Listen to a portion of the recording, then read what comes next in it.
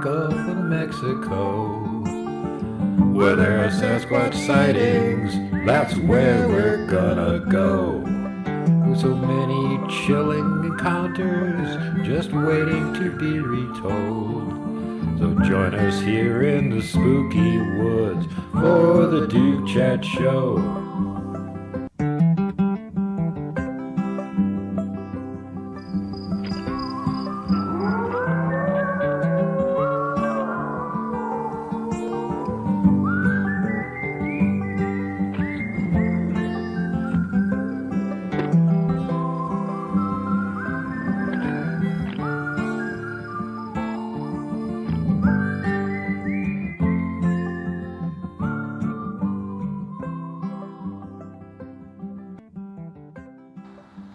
Watch it. Here it goes.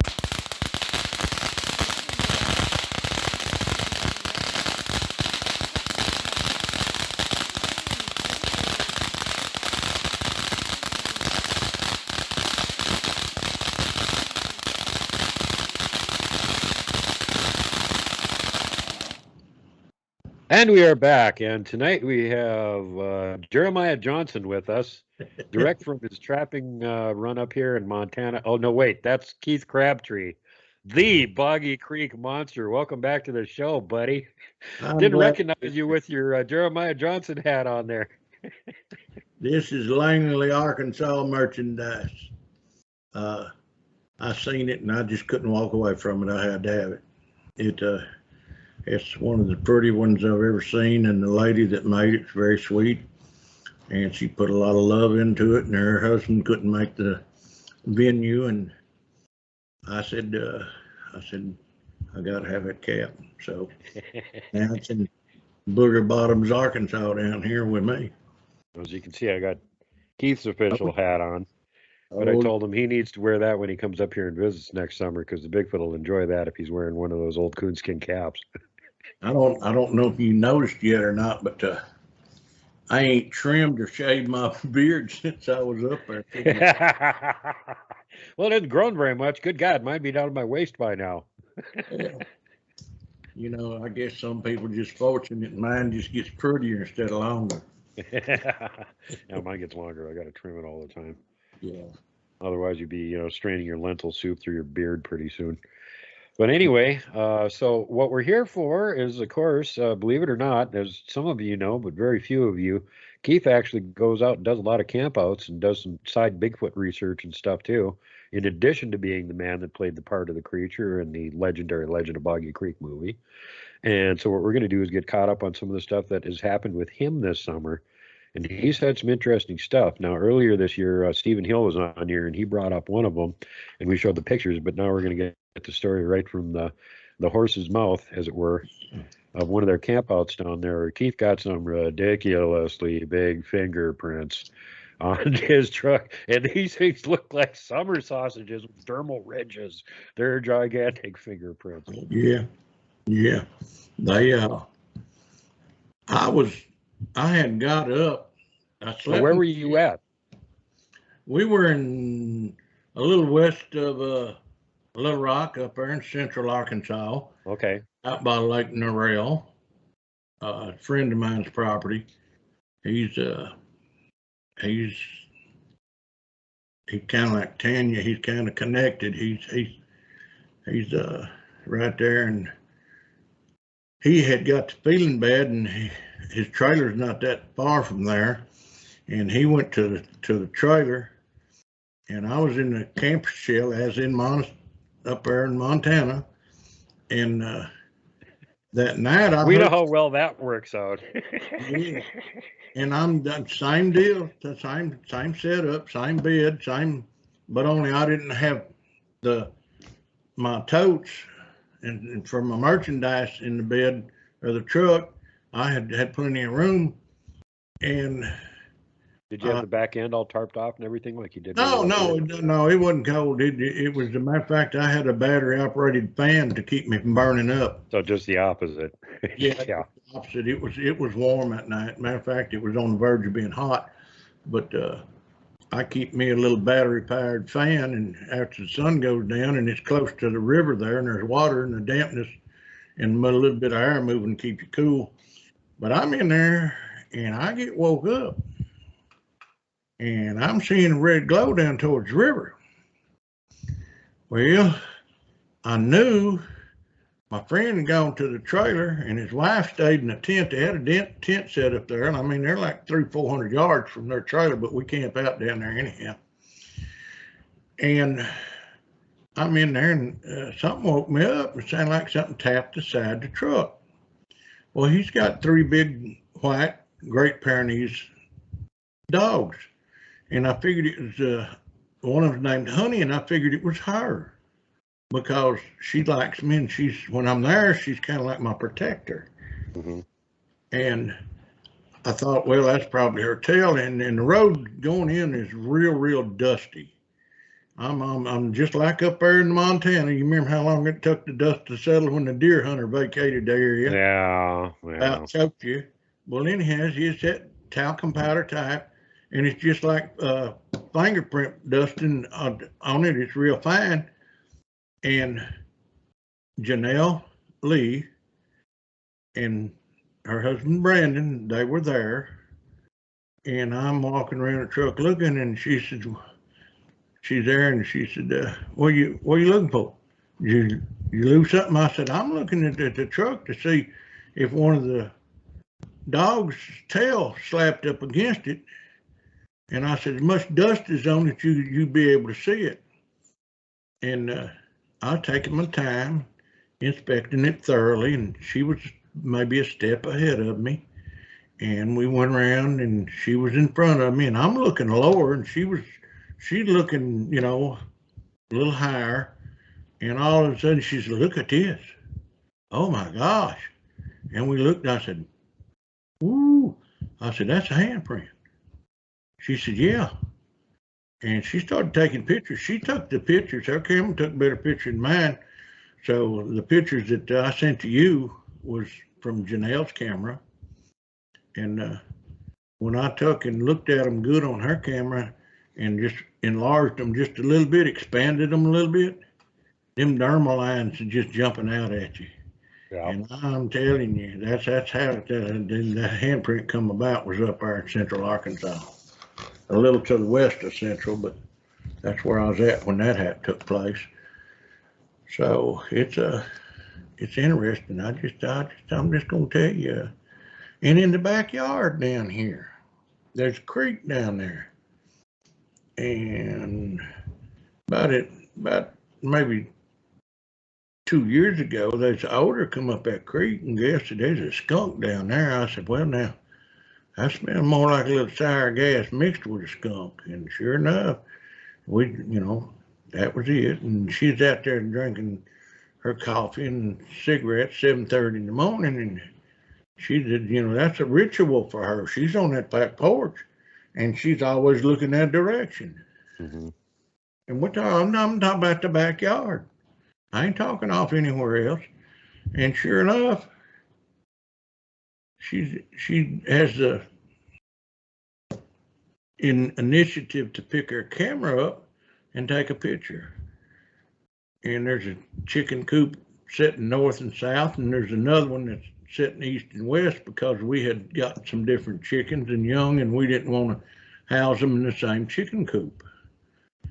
So she'd snapped that picture, and she looked at it, and I'd been up late. I wasn't up yet. And she never told me nothing. She never said nothing about it. And she took another picture. And the next day, she decided to show it to me. She said, I'm not just doing this to make it look like I'm interested in what you're interested in. She said, this here picture I got, I want to show you. And I'm not going to say nothing. I'm just going to show it to you. And between the two chicken coops, and one of them is just the corner makes a wire, and you can see through the corner of the wire from the north side and the west side is chicken wire. And then it's overlaid with chicken wire because the chicken hawks are bad here on the hill. Yeah. So I'm sitting there and I look at that picture and I expand it, and I'm looking, and I was about a 4.5 foot dark spot there. And then I look on top to the old chicken coop that just makes the corner with the wire. And up there about 8 foot, there's another dark spot that ain't there. So I say in the morning, we're going to get up and we're going to go out there and I'm going to debunk this picture, right? Yep. I'm on to show her it's just a shadow. Well, at the same time, not the next morning, but the next one after she snapped that picture, we're both out there with coffee. And at the same time, same weather, same amount of sunlight breaking over, we both take pictures. There's 3 dark spots that was there in her picture that she took that wasn't there in any of the pictures we took. So I go out there and I go in that chicken coop, and back where it joins the one that runs east and west in length, their wire is rode down next to the hay shed that we had for the goat nursery. And I'm like, well, that ain't been like that, because I was just around there with the bush hog and bush hogged that. I keep our neighbor's property bush hogged out there for about 100 yards because I've always thought there was woodwalkers there. Mm-hmm. And all the old timers when we was kids, y'all be careful. There's boogers in them there woods, and to this day, if I'm going in the woods, that jumps in my mind. But I could not debunk our pictures. There was something out there. And That's pretty cool. Janelle came over here, and Jason came over here, his wife, Janelle's husband, Brandon. They came over, and they took pictures, and they looked around, and Jason said there's so much energy on top of this hill, it just unnerved him. He picks up on the energy fields and stuff like that. And then I show them the Indian shields from about 40 years ago at a wedding reception that was held on top of the hill here. There used to be Indians and a blacksmith shop here back, and it's from way back when. And they took pictures of that wedding reception, 3 different cameras and all them little Kodak Instamatic throwaways, the little as you snap and then take to the film product. Disposable cameras, yeah. Yeah, disposables, and not the Polaroid where instant picture right in. And when they got their films back from the reception out there, and they was a fire going, and they was drinking and partying, music and dancing. And in those pictures, they had about, I'm gonna say anywhere from 50 to 60 spirits partying with them. Oh God. All 3 cameras picked up on it. No thanks. Yeah. So anyway, 2 things. Getting back to your chickens, you have to have wire over the top of them so the chicken hawks don't get them. Yeah, we Everybody's 25. Watching the show, go back and watch the intro part of the show with all the little film clips. And if you watch closely, you will notice there are 2 young big boogers that are raiding a chicken coop and running off with the chickens. So besides chicken hawks, there's the other thing that makes chickens disappear. Yeah. And then the other thing I wanted to bring up, going way back to the summer sausage size fingerprints on your vehicle. You remember after that happened, you contacted Robin. Yeah. What did she say? She said that the 9-foot one that tickled my foot followed me down here.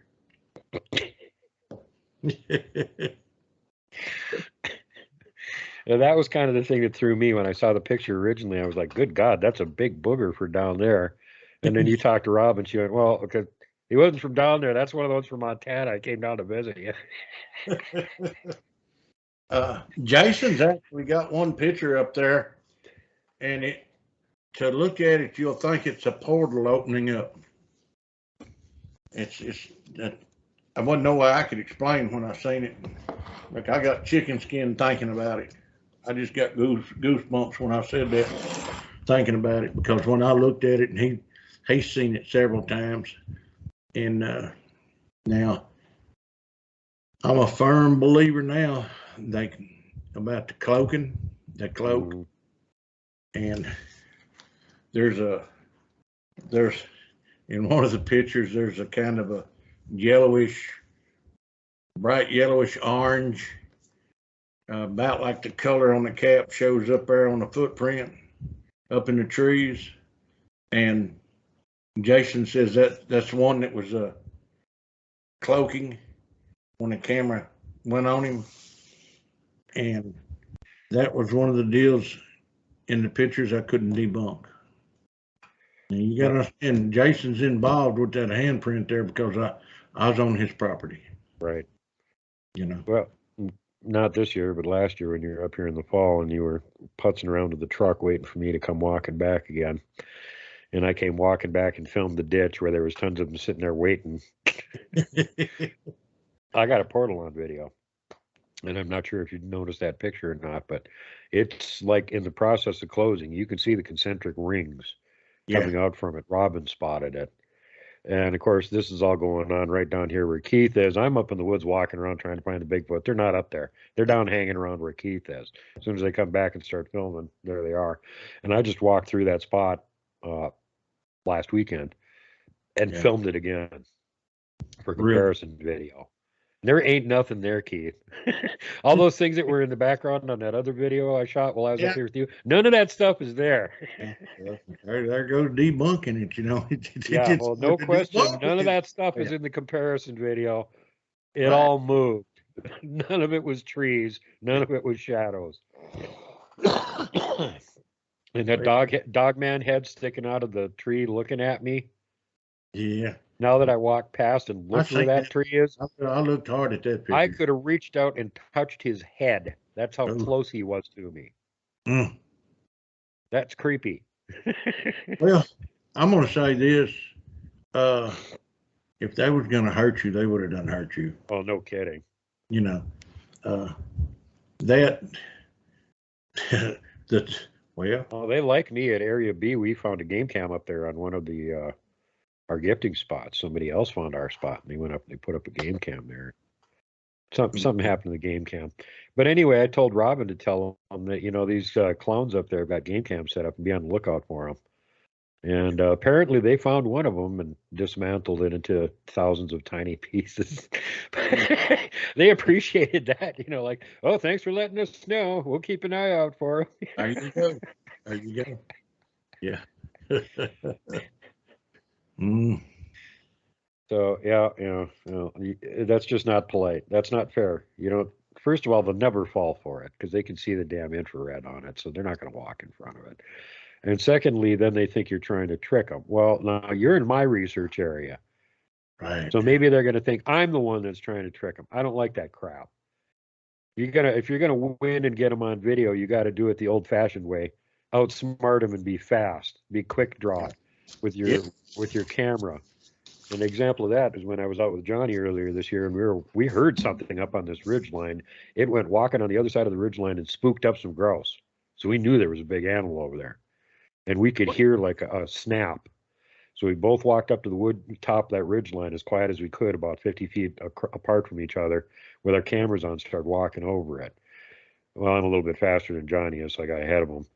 But he almost stepped on a grouse and spooked it up, didn't get it on video. And then he almost stepped on a second one and spooked it up, didn't get it on video.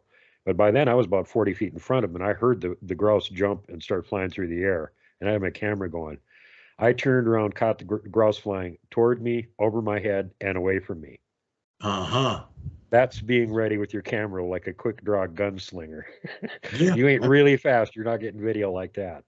And that's what it takes to get video of those guys. You got to be really fast and on top of it. Well, you know, when we was up there, we the hen and the three little grouse, we just, why didn't they run from us? Another vehicle come and they took off. Yeah, exactly. Beside them and we get out and walked with them, 30, 40 yards, and they never took off from us. Yeah, Keith is my witness on that one. He was sitting in the truck watching me walk up on, I'm like, I'm going to get some closer video. I grab my camera and I go walking up on these grouse, and I'm like 5 feet behind them, following them. There's a mama and these babies, and they don't give a shit that I'm there. They're not paying any attention. But here comes a truck 150 feet away on the road. They're like, ooh, dive for cover, hide. Yeah. What? And then after he went by, when we're both out walking, they're right there, and Yeah, and same you're thing. They're right on there top of again, and they're not concerned. it, not concerned. It's like It's like like them. they got the memo. Yeah, they got the memo. They won't bother you. Sasquatch told them, "Oh, they never hurt the local animals. Don't worry about them." Yeah. I don't know if you saw the video, but when I was up in Coloma this summer, I had a mama grouse bluff charge me because I almost stepped on one of her babies. It was about that tall. They're all trying to run across where my feet were. So I just stood still and went, "What the hell's going on?" She's like 5 feet away from me, turns around, runs toward me, and tries to bluff charge me. I'm like, "Okay." First time I've ever been bluff charged by a grouse. Yeah. But then I got the video of her little babies running toward her. That's what she was waiting for. She's trying to get them all to catch up and then keep going. And that could be as bad as a domestic turkey weighing 75 pounds flogging you when you're 15 years old. Yeah, Don't- no thanks. don't They got know. really. That's like geese. Geese will beat the crap out of you when you're little too. Lord. Yeah. I was looking at the pictures there that I took of the groundhog. And if you remember how close he got to us, he wasn't scared. Yeah. And the chipmunks dropped the pine cones down on me because I picked some up. I picked up 5 and they dropped 5 down. I said, all right, that's enough. That's all the seeds I need. And when they come out of their, I guess they burrowed in the ground there under the little spruce or cedar or whatever it was there closer to the road. And they come walking, 2 of them come through camp, climbed up that one pine tree, and I'm sitting under it on the stump in the little round table, Hmm. and directly a good pine cone drops right where I got the crescent moon rock where I found it. They dropped 5 pine cones down there for me, and I was only picking up the good ones that I thought that hadn't opened up yet, that I was sure would have seed in them. And when I got them here, they'd open up. I was going to plant them and try and get them started down here on the creek. Hey, And cool. 20. So even the chipmunks are, they're like, he wants some, then I must get him some type deal. So it ain't. I know that place is really weird, Keith. Just the bottom line, that place is really weird. I mean, people gonna say, "Oh, he's full of crap. He's crazy," but then they went up there and they dropped them pine cones. The wind wasn't blowing, and I seen them go up there, and I just looked up. I said, "Okay, that's enough." And about 5 minutes later, I seen them cutting back over to the burrow. What else can you say? The mama deer and all that in your campsite up there. Yeah. It was phenomenal. The 2 fawn was how far from me when they come through camp? 10 foot? Yeah. If What that. was she, 15 foot? I just sat there like, okay. That was the day that you got up and all your coffee cakes was gone. Yeah, that one deer was eating all my. That was the day we were getting ready to leave, and I was bitching at that deer the night before. Get out of my damn cookies! We're not going to have any for breakfast. And then I started yelling at the Sasquatch. You see this deer eating all your cookies? I was going to leave some of these cookies for you. I don't think that deer's around anymore. Right. It's I haven't seen it anyway. yeah. In case anybody joins in late, I got to show this off. I'm just so proud of this. I just love that thing. Yeah, I think that is cool. That's the kind of hat you don't see no more. So you're getting back to your chicken coop escapade now. Has there been any more activity around that since this one incident? Just that 3rd day after Gail took the pictures, and I went out there to sit because I thought I seen something move out there.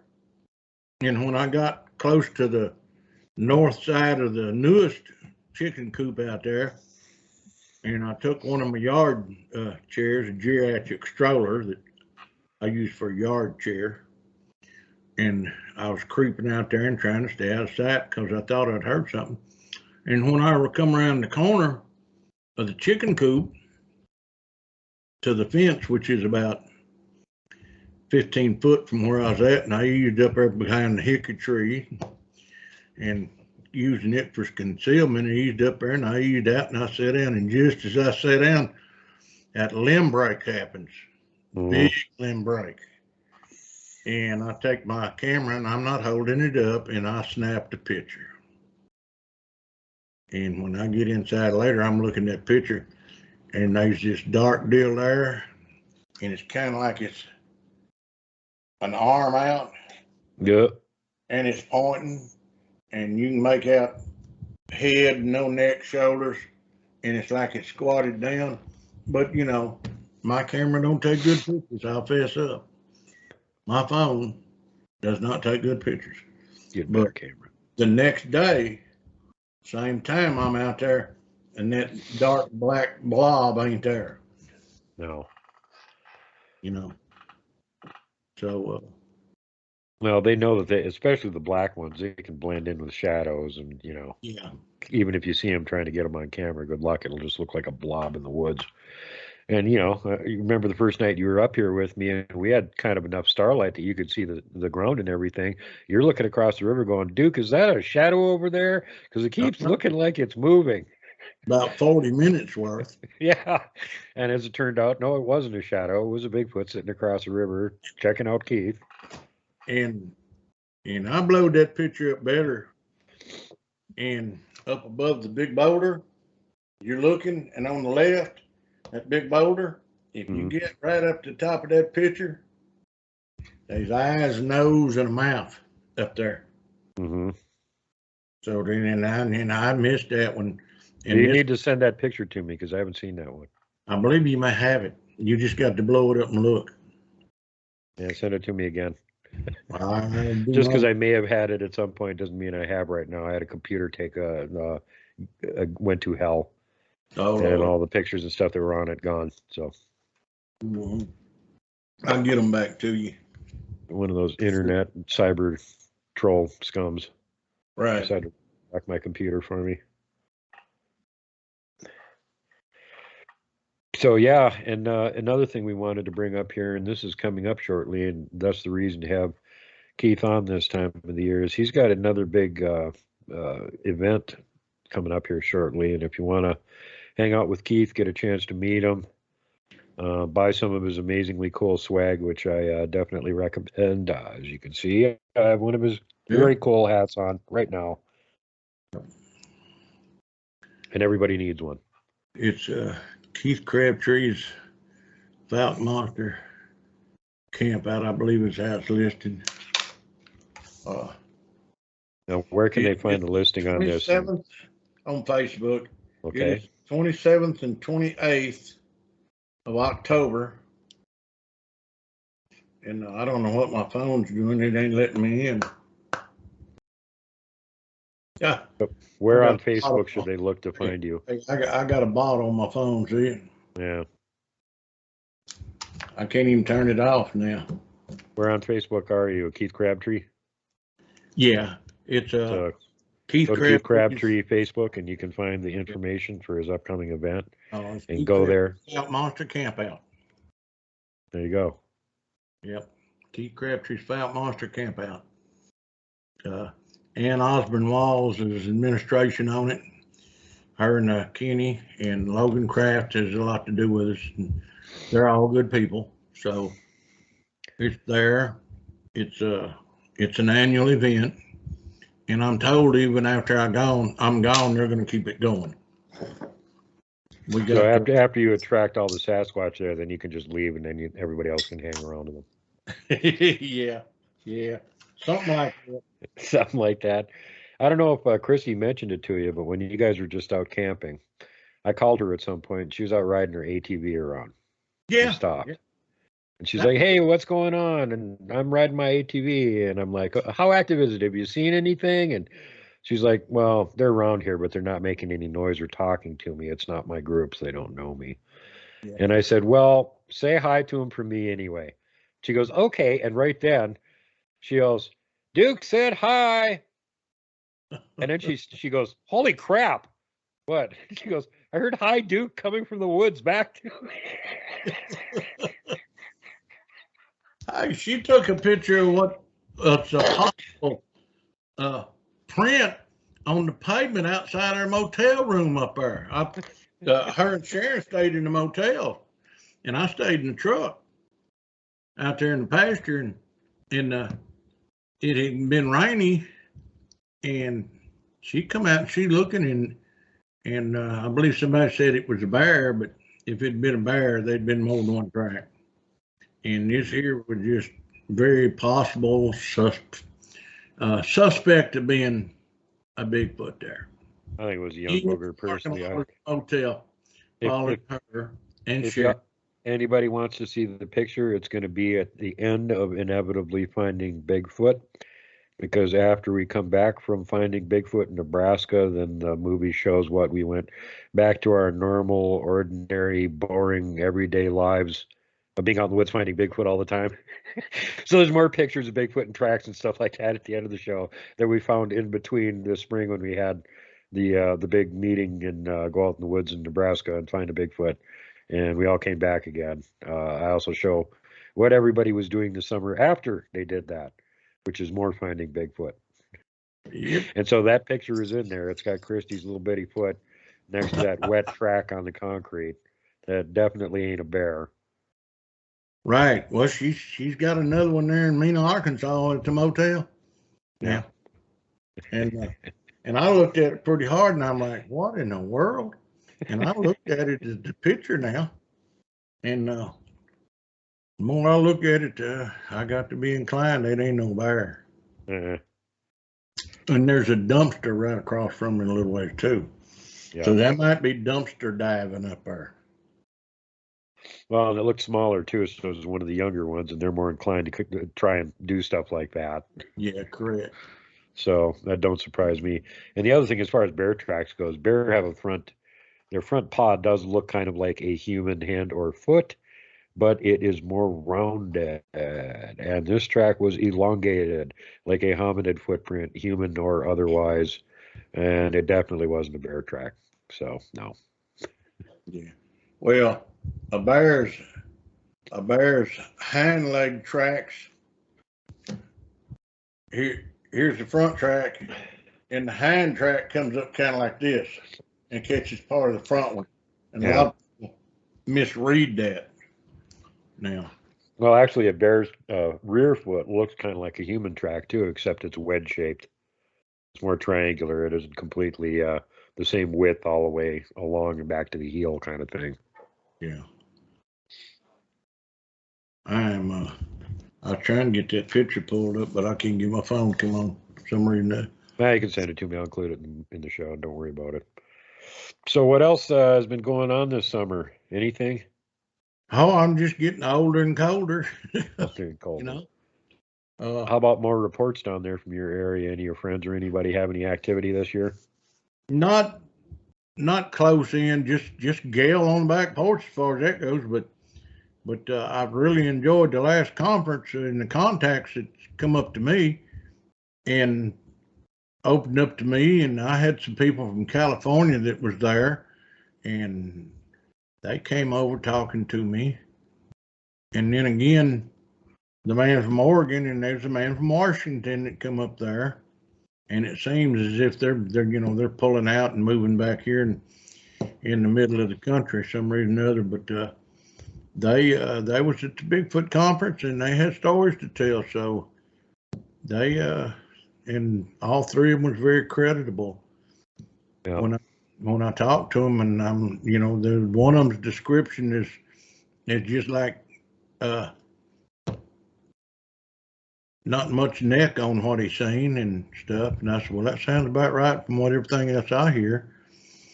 And one man walked up to me, he said, have you had any encounters with a Bigfoot?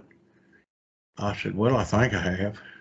I think you have. I said, well, I'll say I believe I have. He said, do you believe in them? I said, I started laughing. I said, kind of, sort of, real big. And I said enough to say my foot got tickled by one. And he said, do what? He went to opening up and telling me. He said, I was face to face to one up there. And he called off the area, the mountain, Which state was this in? Washington. Okay. And he's telling me, and I said, he's telling me He said, that thing was 10, 12 foot tall. I said, oh, that's just a baby. You need to go up there in Montana.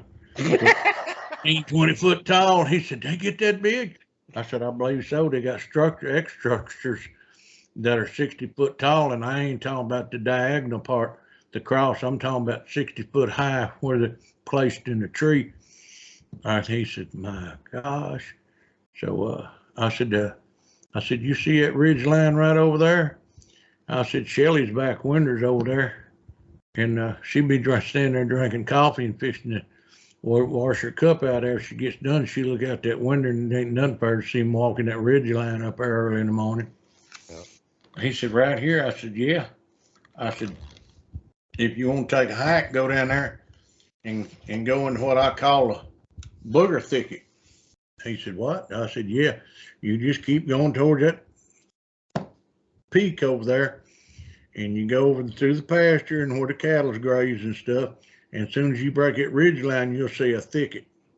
There's an opening in it that's about 5 foot wide, and you just wade off in it. But I suggest you take a flashlight because in mid-afternoon it's dark in there.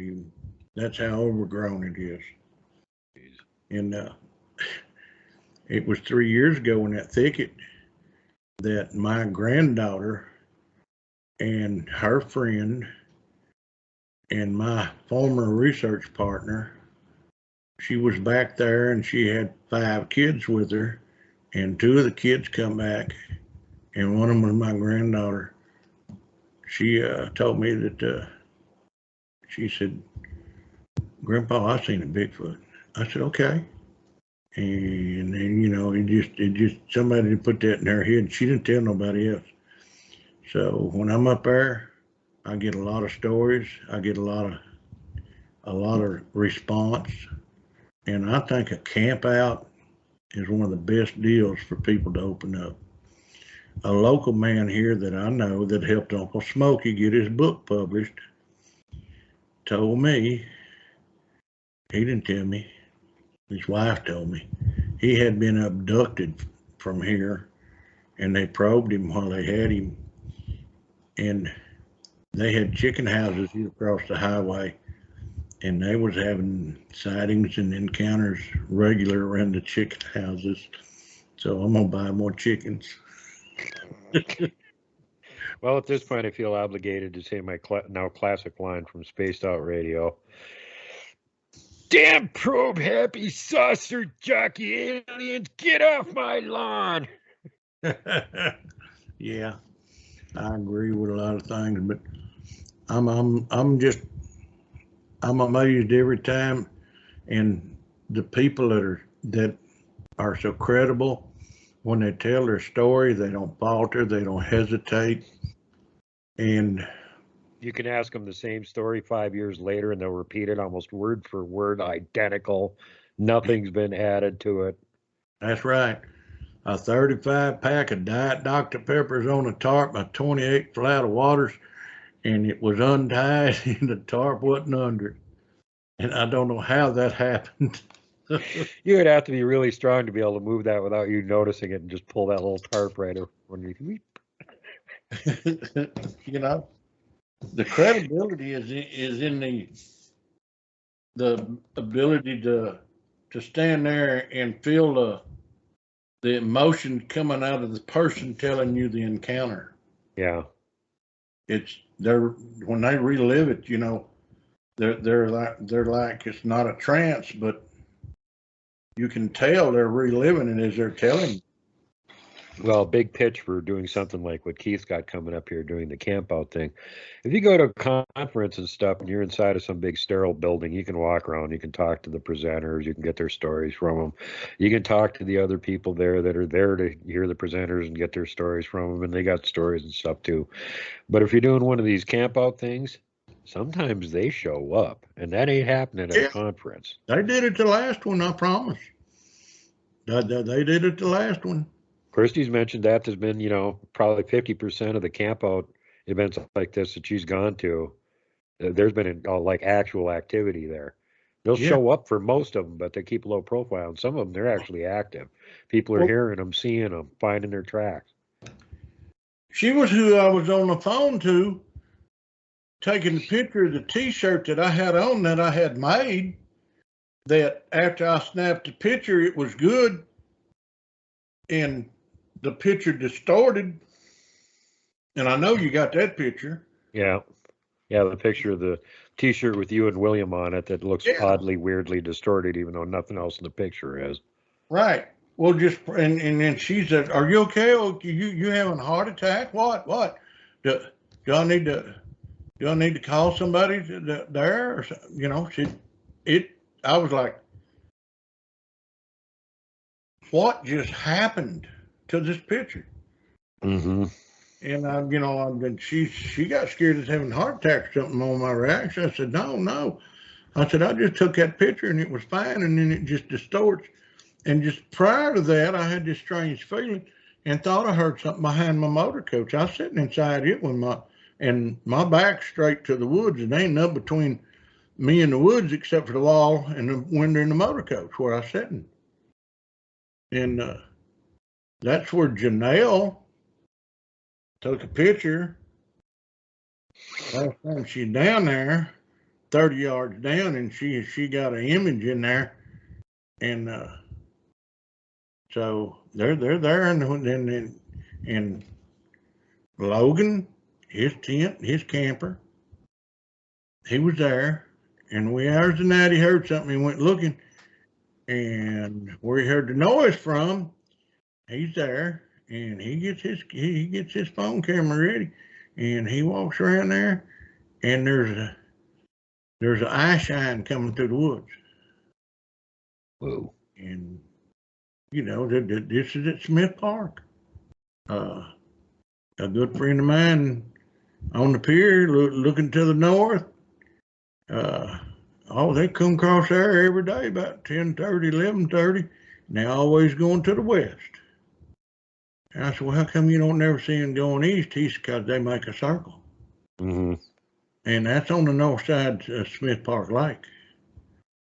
So I know that area. I've been in there when the lake's about dry. And that big cypress tree, I stayed down there 3 days. For 3 days, between 9 and 12. And on the third day, there's something peeping around that big tree, cypress tree way down there yonder, and ain't no cattle, ain't no livestock being run in there. And the hogs don't get that big because the grass down in there when the water's down, it gets 2.5, 3 foot tall. And what I was seeing is about 4 foot above the grass. So at least 6. Yeah, and it ain't no horse, because horse ain't gonna peep at you from behind the tree. Park. A lot of action in Smith Park always have been. Wow. They recently tore down the old barn shed down there, and I think they used that old barn shed as a shelter when they needed to down there. Yeah. I really believe they did. And nobody never went in it. It looked like it was about to fall in all the time, but when they tore it down, it's a whole different story. And then they sold 40 acres of timber to help pay for the modern bathrooms and stuff. And I think that really made somebody mad. Uh-huh. I mean, they come in there and destroyed their home, and I think they got mad. Gee, you think so? Yeah, I think so. I kind of sort of told them, I said, well, that was a good idea for money. I said, but the habitat didn't like it. If the locals don't appreciate it. And that's where the camp out takes place. And it's a Halloween bash. We do trick or treating at campsites. We have a pinata for the kids. We have costume contest. We have decorated campsite contest. We have vendors, and I think our food vendor may be under the weather. I pray that they're there, but if they're not, I'm going to be busy cooking a lot of food, I guess. Are you going to do the little container of water and bobbing for apples thing? Make the kids do that? That'd be fun. No, there's too much liability on that. There's too many people We'll mad set at up a bigger one, put pumpkins in it, and let the Sasquatch go bobbing for pumpkins. That would be I fun. ain't thought about that. But I'd be scared some of these people camp out down there, think there ain't nobody looking at it, hold somebody down, help them bob an apple a little too long, they might stop breathing or something. And some people I don't trust. Bobbing for pumpkins. Yeah. Oh, this year we're gonna have a pumpkin carving contest too. All right. Yeah, me and you brought that. That made me think when you brought that up. So we're looking forward to a good time, and it gets bigger every year. So this is going to be a blast not only for the adults that are interested in camping out in Bigfoot and whatnot, but it's also going to be something that the kids would have fun with too. But the scouts come down there. The Yeah. scouts brave this, and sometimes William has a presentation that he does for them, and William, so you're talking William Lunsford's going to be there. Oh yeah, he will be there. How many other Bigfoot luminaries are going to be there that you didn't mention? Okay, Mr. Stephen wants to Hill be the probably superstar all to himself. Okay, Stephen Hill probably there. There's another one. Daniel Allen Jones will probably be there. He's combo on UFOs and crypto, paranormal, and that kind of stuff. He'll be more likely to be there. He was at the last conference in Mena, and you'll have Big Dog Mendoza. Oh yeah, cool. He'll be there, I think. And you have a Squash Dog, Ann and Kenny Walls, and of course Big Dog Mendoza's part of that. So I'm looking forward to seeing them. You have Aunt Juju.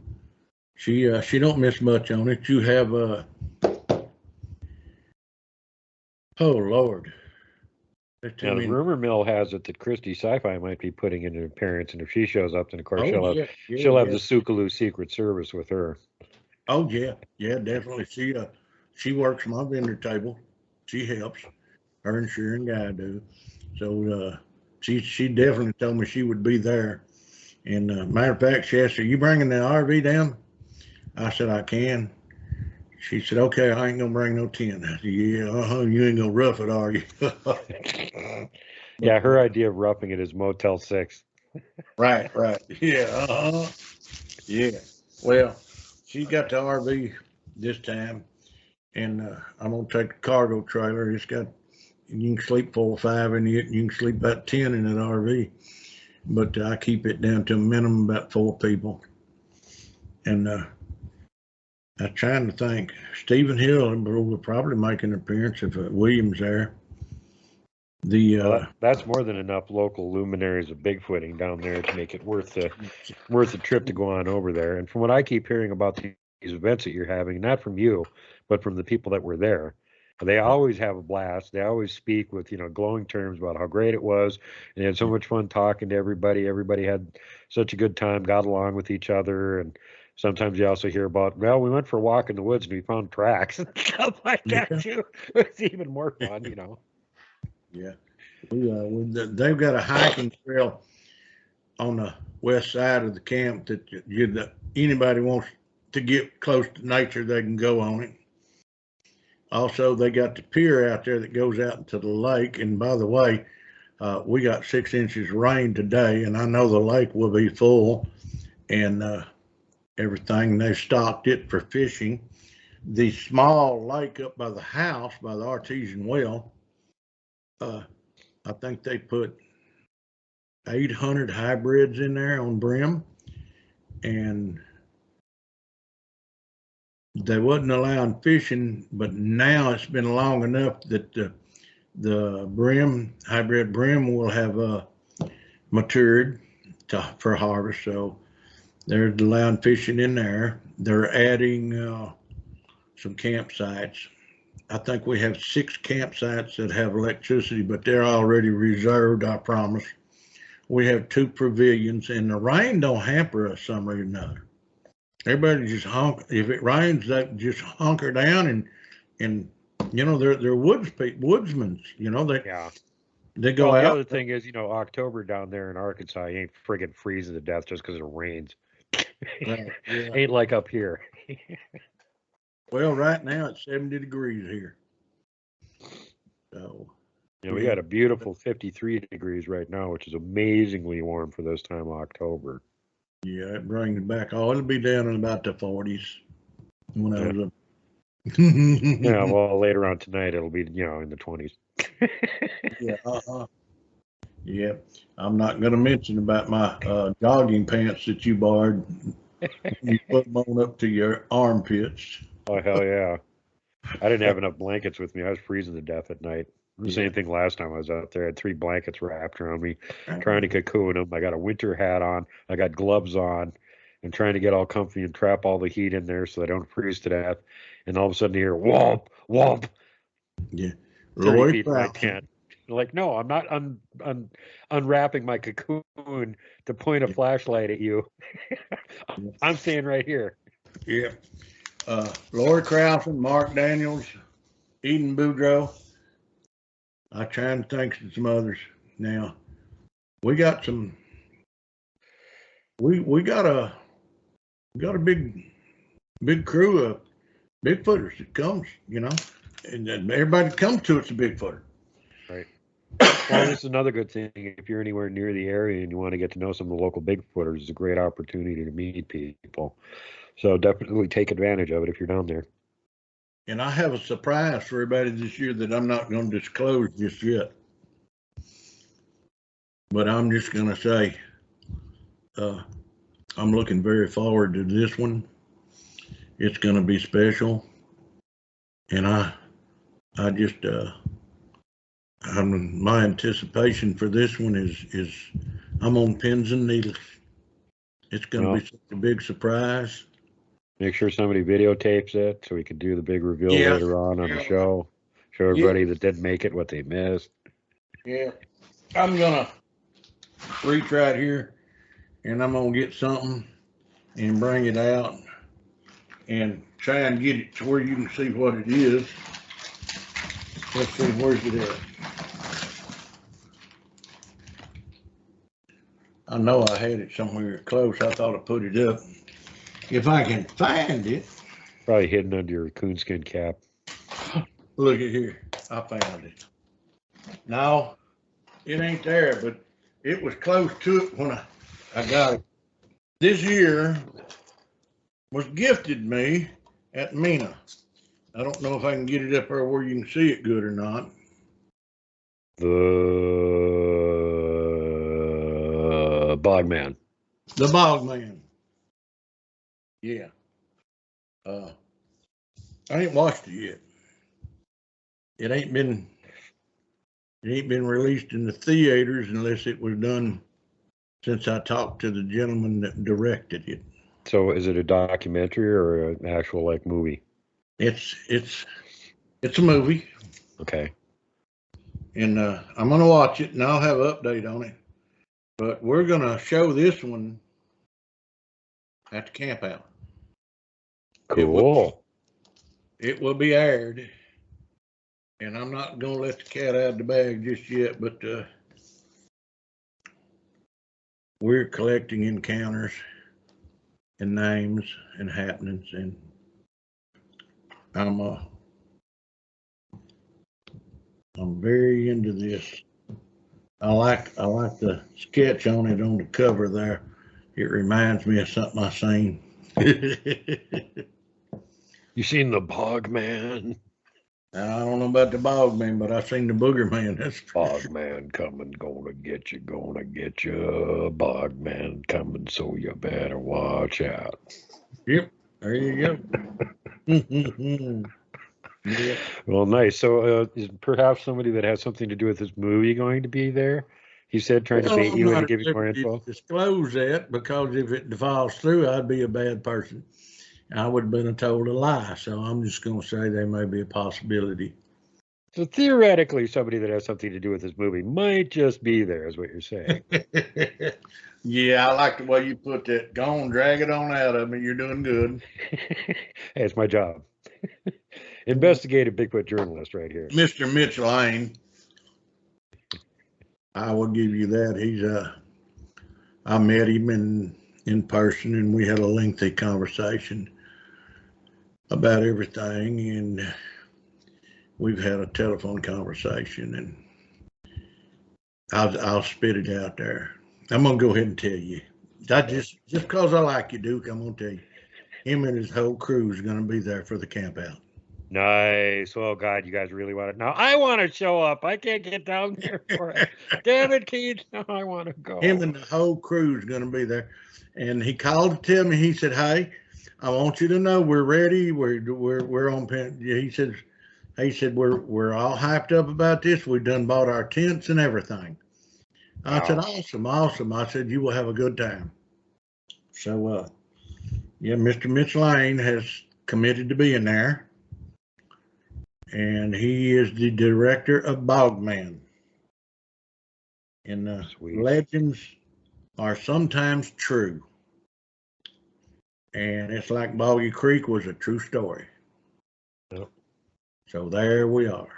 So anybody that's interested, the documentary that I filmed in Nebraska in April, has cameos of Keith Crabtree in it. Yep. There's a whole bunch of celebrity Sasquatchers that have cameos in this movie. They're not actually part of the crew, but they got cameos in. I have some inside information now, and I'm really not at liberty to disclose it, but Hollywood is moving to Arkansas, I think. It's looking good. Yeah. Well, honestly, for everybody that's been wondering why I keep baiting them about inevitably finding Bigfoot and don't show them anything, because perfection takes time. Yep. And I'm not releasing it until it's perfect. And yeah, it's like some of these sections on this movie are taking, like 4 or 5 hours to do 2 minutes of it. So it's going to be worth it when it comes out. People that I've shown little clips to are all just like falling over. Oh my God, please finish it. I want to see the whole thing. Just a little bit here. Get your state of mind going now. There you go. There, this will help you. This will make you feel better just looking at it. It hides that airport up there. Yep. But just remember, you can trust Hollywood as much as you can trust a hungry chupacabra and a goat herd. A chupacabra. Yep. I just wonder if I'm 72, if I make it 3 more years and I get somebody that's good with a drone, I know where I want to fly over at with it. And that's Mercer Bowl. Oh, yeah. Yeah. Freaking Jurassic Park down there. As the crow flies, it's about a mile from Smith Park camp out. So we have some very good area down here. And if somebody wants to be took on a tour, and I'm sure Mr. Lunsford would be available one evening or something. Oh, damn it. I wish I could get down there. Yeah. I want Will to give me Will Lunsford to give me a tour around the swamp down there. Heck yeah. He knows it, buddy. Yeah. He not only growed up down there, he's been a frequent visitor all his life in them booger bottoms down there. I'm gonna tell you. Yeah. For a fact. His book's out, and he will definitely be at the camp out. And I'm going to be doing a little select reading from his book next Tuesday on Hour 3 of Spaced Out Radio for the Cryptid Report. I'm also going to be talking about the red-headed giants in North America. So for any of you that don't know that I'm on there once a week, for actually almost 2 years, I was on there twice a week. But I decided that was too much, so now I forced Robin into taking Thursday. So I'm doing Tuesdays, she's doing Thursdays. Yeah, well, it's begun to be a journey, and I never would have anticipated at the age of 72 I thought some of the interest would fade away on this, but it don't. It's like an addiction, It just don't your interest in this subject don't go away. And Williams has been plagued with it for 40-something years. Me too. Me and William have both been at the same amount of time. We both Right. got started the same year. So Yeah. yeah, 45 years, by the way. And you're right. And the other thing though is with you can always have that interest. You can always want to go out there and like, hey, well, I saw one years ago, and I want to see one again to prove that I wasn't crazy. Right? A lot of people do that, but it doesn't matter how many times you see them. You still want to see one again. Because every time you see one, it's a freaking shock. And Robin will tell you that. She sees them every 2-3 days, and she's like, it doesn't matter. Every time you see one, you're still like, wow. I want to be like the Indians back eons ago. I want to break bread with them. I want them to interact with them. I want to be friends with them. Yeah, me too. I want them to come into camp, sit down and have some donuts and coffee, hang out, tell dogman stories, whatever. Yeah, I want to give them all the organic garlic I can to help keep the mosquitoes off of us. Yeah, well, down there they could use it. I bet they'd love that if they had somebody they could get garlic from all the time. Yeah. Up here, not so much. You got 2 weeks in the spring when the mosquitoes are bad, and then that's it. They'll die. No standing water to breed in. They're dead. Yep. Yeah. No. It's been an interesting 7 years now. I'm gonna say that. And back when the movie, prior to it being made, one of the scenes in that movie is about an encounter me and Monroe Smith had, and that's where the dogs beat us back to the truck that time. So I guess I was. Well, let's see how many more movies we can get you in while you still got time here, because if you show up to the Nebraska conference next spring, there's a good chance you're going to be in an upcoming episode of Inevitably Finding Bigfoot too. I'm planning on being there, whether I'm just there for the visit or whatever, because I can make that drive in one day. Now Montana's another story. That's the real thing. Well, we did so good last year. We just decided we're going to repeat this year, and actually, Robin's helping with that and trying to make sure that the guests that are speakers that want to be interested in this can actually be there a day early. So we got a whole day to go out and run around, find Bigfoot in Nebraska. Well, I knew y'all had a good time and enjoyed y'all's excursion to the suburbs of Lincoln. And in order to find Bigfoot in Nebraska, there's only one place to go: the suburbs of the biggest city in Nebraska. I used that information that I acquired from you and Christy to a gentleman at the Mena conference, at the Ouachita Bigfoot Conference in Mena, Arkansas, right outside. It's Inc., Arkansas.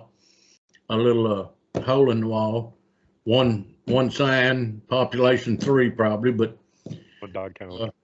We was talking and he's talking. He said, I was shocked. I had an encounter, and where I'm at, there's no forest or nothing. And he said, I was shocked. I said, well, let me tell you. I said, you know anything about Lincoln, Nebraska, and the suburbs there? I said, some of my friends, researchers, they're there in the suburbs, and they's in there. And they 3 hours. In 3 hours, and then I didn't say 3 hours. I said they was in there a short period of time. They come back and they was plumb ecstatic about everything, because they seen Bigfoot in tracks or something. I said I don't have the specifics about it, but I said they're not just confined to the forest. I said they move around, and he said, well, how is it not more people see them? I said they don't want to be seen, that's why. Yeah, they're really good at hiding. Oh my God. I said, if they don't want you to see them, you're not going to see them. Huh. I believe that. That's my belief in that. That's 100%. Yeah. And they sense if you got bad ill will towards them or something, they sense that. Then they sense I'm too old to run fast, so I'm not a threat. Ain't that what you told me? He can't run fast. Don't worry about him. I can't run away either.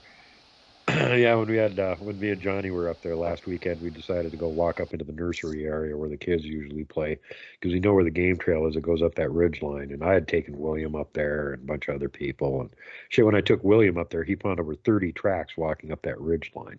Yeah. So this time I take Johnny over there, and I want to walk him up there just because there's huge structures up there. So finally you can see what a huge superstructure looks like. There wasn't nothing there. I found one 12-inch track covering that whole ridge line all the way up and all the way back. They hadn't been up there. But the interesting thing is, as we started going up there, right at the bottom of that ridge, there's a big slough. And as we turned to go up the ridge, behind us on the opposite side of the slough, we hear a whoop. It's like there's one of them following us. Okay, guys, I'm over here watching you. I see where you're going. Have fun. Was that where did you hear that? Did you hear that? Yeah, we both heard it. Now Yeah. later on in the day, when we were getting ready to leave, and I was about to go and put their food over at their gifting spot on the opposite side of the river, Johnny goes, "Did you hear that noise?" And I had heard it. And he goes, "That must have been a dog barking." And I said, "Dude, there are no dogs up here." And he goes, "Well, that was from right up there." And I said, "Yeah, that's where the gifting area is. They probably know we're going to leave food, and they're getting antsy for us to get our damn butts over there and leave it for them." Yeah. And you remember when I walked back from there with the peanut butter jar with the big fingerprints. Yeah. Well, Yeah. same thing. They left all their trash there from the Like time this, before. you see this glass right here? It was a largemouth jar, Yeah. and there's 2 fingerprints in there. Not quite as big as the handprint on my truck where you see dermal lines, but you could see the fingerprints. And Take when the 2 you first fingers started, and scooping the peanut butter there out. was some dermal lines on it. Did you save that peanut butter jar? Yes, I've still got it sitting here.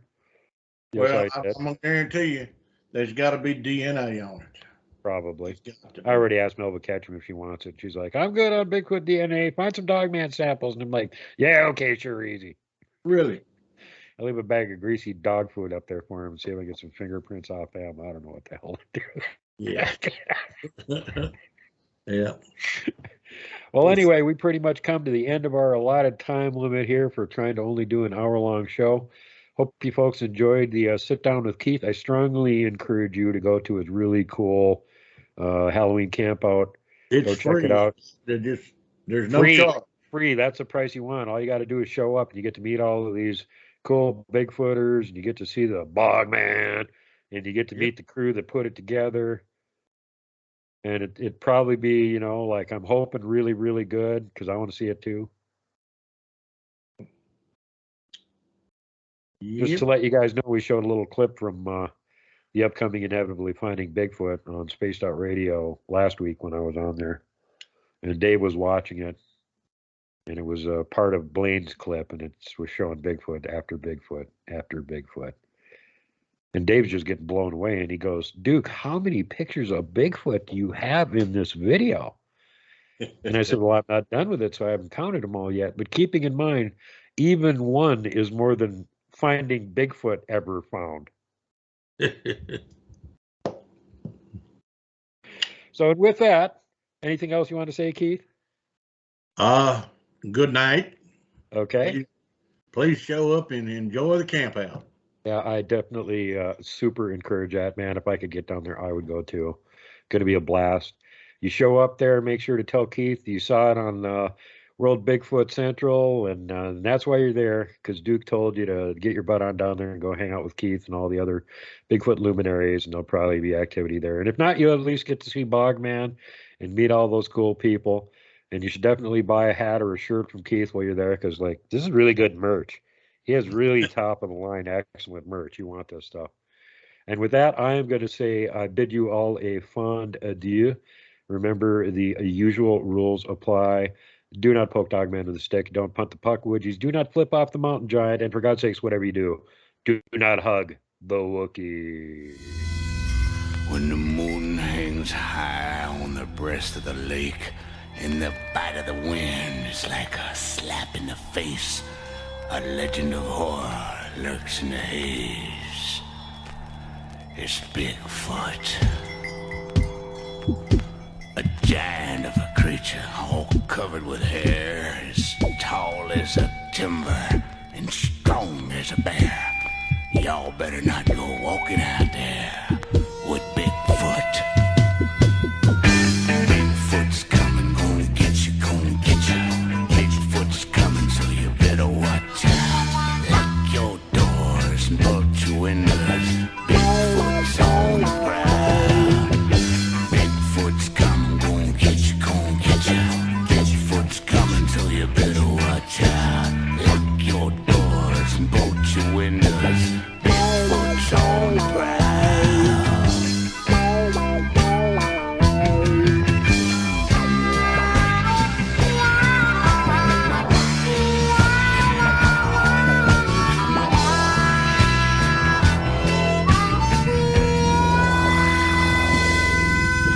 For hundreds of years, this legend has grown about this big hairy man that walks all alone.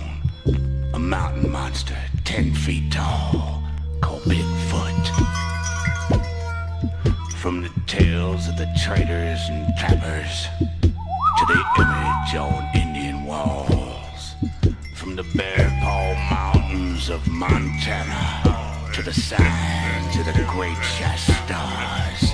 From the Flatheads to Blackfeet and the Shoshones, he must have seen them all. And when the sun goes down in the northwest woods, if you listen, you can hear him call. Bigfoot's coming, gonna get you, gonna get you. Bigfoot's coming, so you better watch out. Lock your doors and bolt your windows. Bigfoot's on the prowl. Bigfoot's coming, gonna get you, gonna get you. Bigfoot's coming, so you better watch out. Lock your doors and bolt your windows. Bigfoot's on the prowl.